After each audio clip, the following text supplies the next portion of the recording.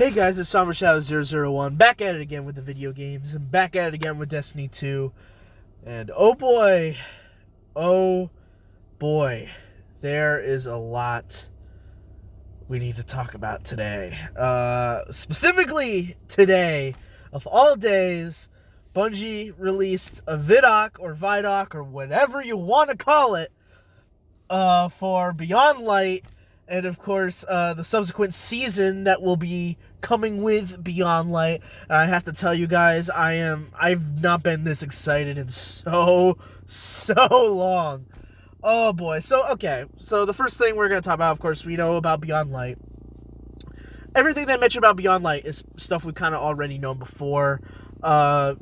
Basically talk about stasis as a new element, as not just the darkness and stuff like that, but different subclasses and such may be coming. Specifically, the icon is actually on the opposite side of the kind of big diamond that we have that shows which subclass you're choosing, so that way you have the separation of light and dark. And how the stasis subclasses are specifically going to be more customizable and more different than the typical locked attunements or subclass paths we have for the light side. And this, it's a little more nuanced. You'll find stuff in the world called aspects, which are a little more powerful, which can boost your different things, and you'll also find fragments as well, which is more class specific in terms of what you're doing. They also go through the mechanics of stasis and the fact that freezing and then meleeing an enemy will shatter them, and that the shattering does extra damage to nearby enemies, which I think is really cool and really interesting.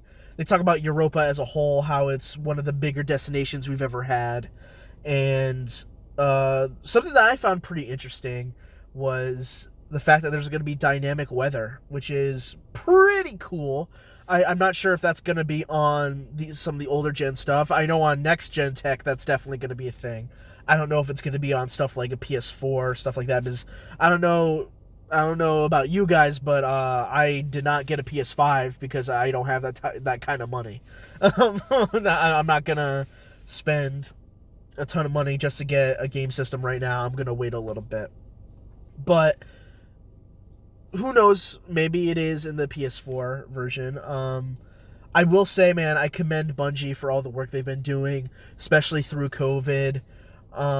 They actually showed a little bit with the audio team of how they were working from home and creating sound effects. And one that I thought was really unique and creative and kind of funny was the fact that a woman, presumably a mother, I at least I hope so, otherwise why would she have this, used a breast pump as like an alarm sound for one of the Clovis Bray facilities on Europa.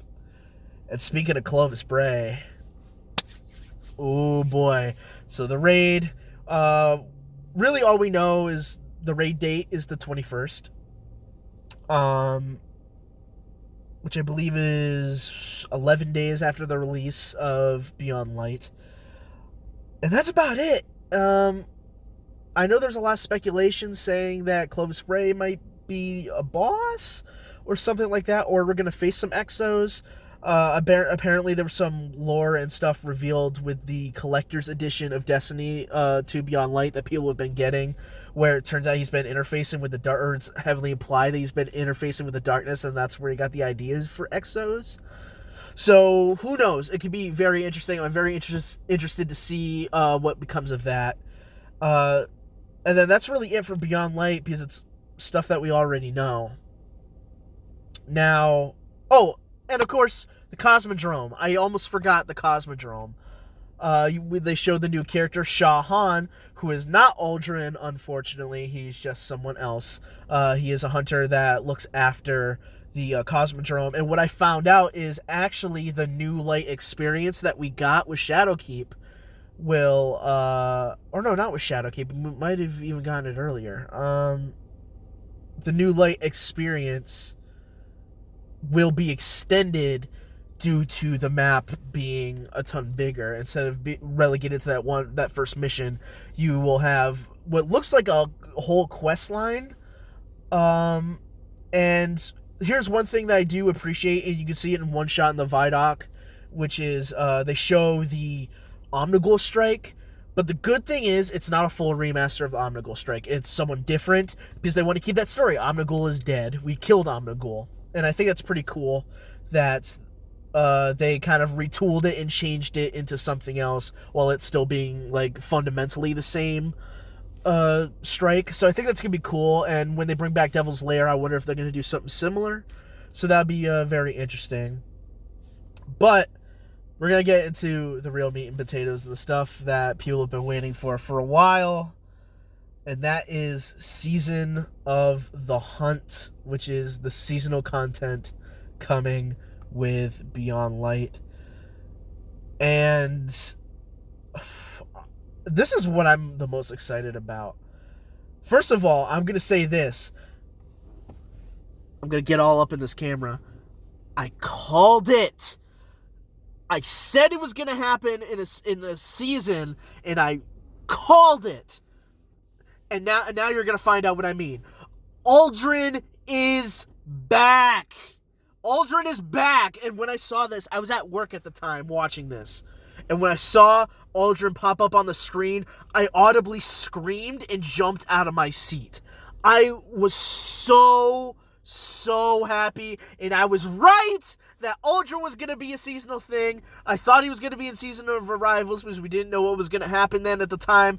Although I thought I said it was too early and it might be a season later, and I was right. Season 12 has to do with ULDREN. He's in it. He's also known as the Crow. He's a guardian now, and we meet him, and it looks like we're not happy that he's alive.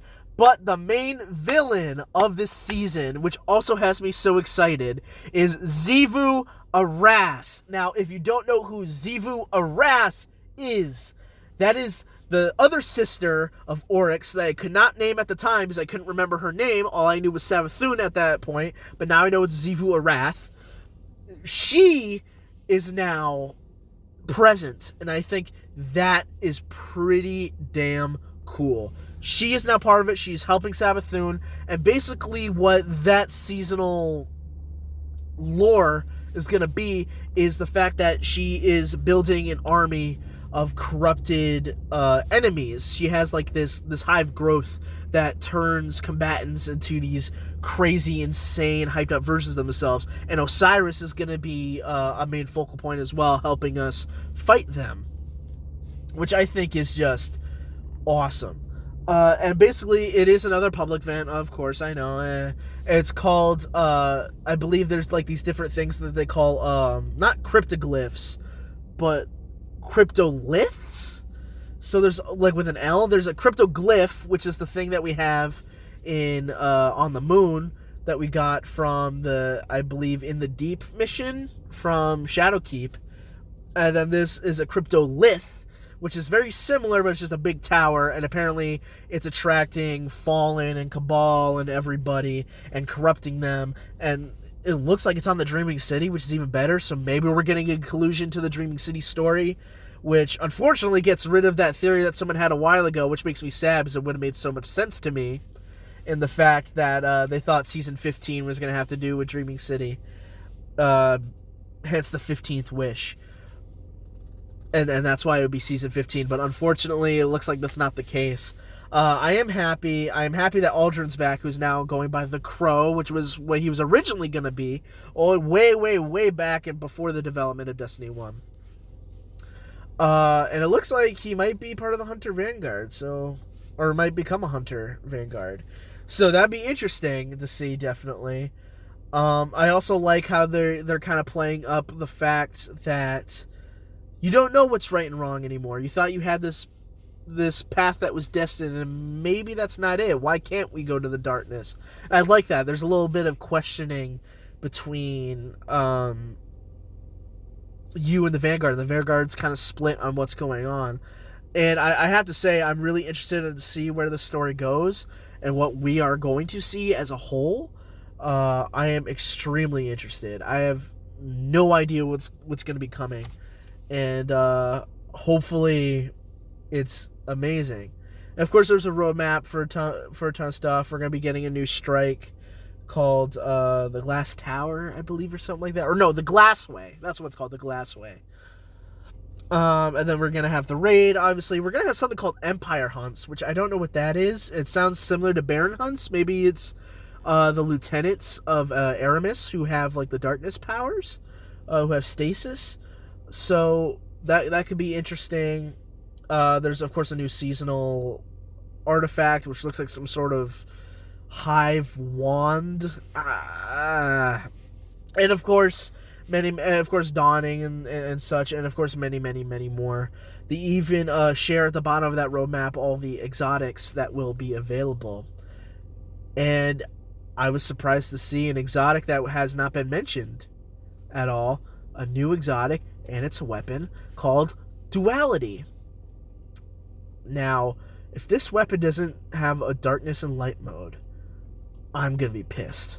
Just by the name Duality, it has to do something with that. So I'm interested to see where that is. It looks like Salvation's Grip.